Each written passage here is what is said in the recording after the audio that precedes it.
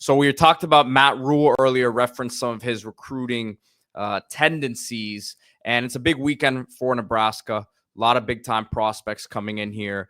Watching a lot of these huddles, you see big, strong, and fast in a lot of these guys who will be on campus. So let's just start to go down the list. They call it Nebraska Elite Day. That's what they call it. Some of these programs just call it Junior Day. Nebraska calls it Elite Day. And Matt Rhule, man, the guy knows how to recruit. He likes to acquire talent, even if guys maybe have some marks on them. Maybe it didn't work out at a previous school.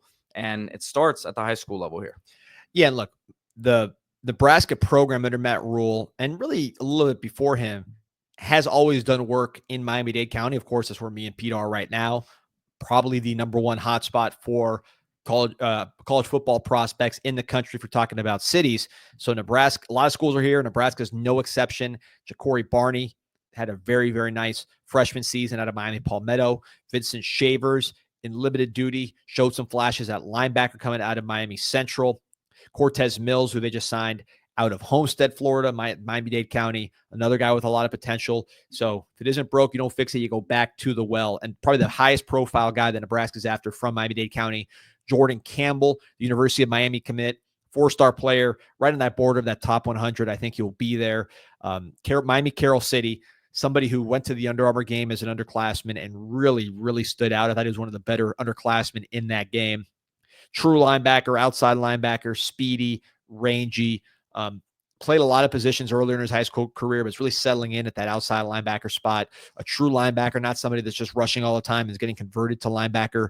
He played pure linebacker most of the time in Carroll City and definitely in the Under Armour game and showed well. Look at going back to Levante David from Miami Northwestern, probably the best linebacker in recent Nebraska history. That's another guy from this area. Could you see Jordan Campbell follow in those footsteps? He's committed to Miami, but Nebraska clearly making a big push there. Talk about Dominic Turnbull, cornerback from Miami, 6'2", 176. His dad played at FIU and a little bit in the NFL. Interesting cornerback prospect, smaller school, but a guy that has some size outside, can play special teams, can run a little bit. Think about Nebraska. DiCaprio Boodle, who was one of their better corners in recent history, another Miami-Dade guy. So these are trends that even predate Matt Rhule as far as getting guys in this area. Florida commit Devin Jackson from Winter Garden, a little north of South Florida, but a Florida kid committed to the University of Florida. They're also bringing him on campus, trying to make a move there. So the state of Florida has been good to Nebraska recently and in the past, trying to make a move here for the class of 26. Let's talk about some of the linemen that will be on campus, starting with Kelvin Obot. And man, I got to tell you, between Kelvin here, who's from Idaho, and some of the Washington State guys that they're bringing in from Idaho, I've been impressed. There's a lot of talent up that way. And Kelvin Obot, a guy who, man, he's still lean, about 265, but you see his movement ability here. Really good feet, 6'5". Once he puts some weight on, I think this guy could be a really nice right tackle, potentially left tackle. Yeah, he's a 4-star, but man, he kind of reminds me of some of the guys that were closer to the 5-star range last year. The Andrew Babalus, the Fasusis going to schools like Michigan and Oklahoma. I mean, this guy is long. He's explosive. He's just twitched up. You know, he needs weight, but nothing in the frame suggests that he doesn't have the weight. He's still kind of, wrestling guys. You want to see him get his hips and push through some of these guys. But again, that all comes with some, look at that right there, just washing this dude. That all comes with what Nebraska is known for, which is strength and conditioning. That's historically what they've done. You can't coach this athleticism. You can't coach that twitch, and he has some natural pop. There you see, Idaho's got some pretty unique backgrounds, right? Look at that. That's pretty cool to see. But if you're Nebraska as a program, you see the rise of these Dakota schools in the FCS level dominating. You see Wisconsin and Iowa becoming NFL factories with a lot of guys that even play 8-man football that develop into first-round picks, guys that are tall, athletic, but then put on weight. That's got to be Nebraska's sweet spot. If Nebraska's going to get back to what they've been in the past, and talking about the 90s and the 80s and before that, what Wisconsin and Iowa are doing, and the guys that Wisconsin and Iowa are sending to the NFL, and to a lesser extent these Dakota schools, which themselves are producing NFL players on the lines particularly, Nebraska's going to they have to get back to that. And a kid in Idaho with this kind of ability is the type of guy that a school like Nebraska should be signing if they want to get back to where they view themselves, which is a blue blood program. I think this is an area that they've ceded some ground to the Iowas, to the Wisconsins, even Iowa State, right, which is putting players in the NFL and achieving top 20 rankings. Nebraska's got to take over this territory. Idaho, right square in the middle. You think of Oregon potentially getting in the mix there. They're right down the road. They've been doing some things in Idaho. So there's going to be competition for a player like this. But Nebraska, this is a battle they got to really put their best effort in. Not the only offensive lineman who will be on campus, as Claude and Mpouma will also be there from the Chicago area, new to the game. And this is a guy, you talked about a minute ago, someone who needed to add a little weight in Kelvin Obot. This guy looks like he's there, man. 6'7", listed at 308. Again, really good looking athlete, new to the game, has only started playing in the last year plus. Someone originally from Cameroon in Africa, and another one who seems like a must get for Nebraska. Yeah, number 18 player. 18 offensive tackle. I think that ranking could go up. I mean, somebody's first year of organized football looks like this. Really polished for someone who hasn't played all that much. I mean, completely. The bend, uses his hands well. The body type obviously is exactly what you're looking for. He's already playing left tackle.